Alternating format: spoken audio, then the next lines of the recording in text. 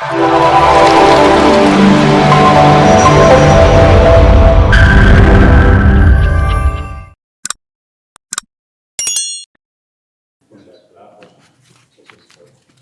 kweli tukio jana lilitokea Kuyala, na ni mzazi ambaye ambaye amechukua hatua ya kumpiga mwanae mpaka kusababisha kifo.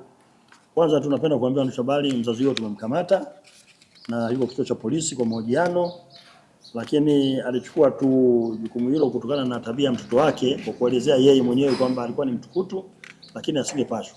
Kwa hiyo napenda kuambia tu waandishi habari kwamba hatua kali zaidi ya huyo baba zitachukuliwa kumfikisha mahakamani, ushahidi utakapothibitishwa.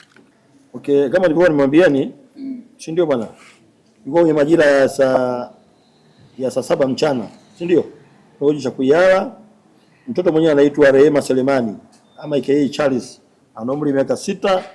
Majina ya mtoto ni Rehema Selemani, ana umri miaka 6, ni Msukuma, sawa?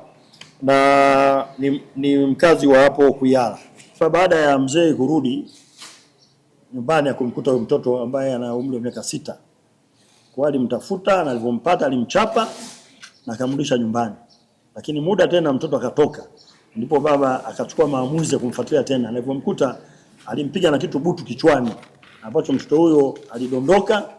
Nadhani na yule mzee alivyohisi kwamba mtoto amedondoka, akamchukua na kwenda kumficha kwenye kichaka.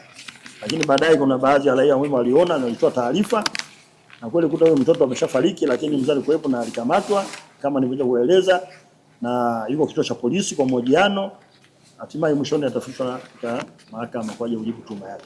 Sasa ni simple tu. Waone Viva Promotion kwa mahitaji ya printing aina zote kama vile mabango size zote na aina zote, 3D, 2D na banners, vibao vya maofisini au sehemu za biashara kama hoteli, lodge na kadhalika. Viva Promotion wana print t-shirts na jezi, wanafanya branding ya ofisi kuipa muonekano wa nje wa kuvutia.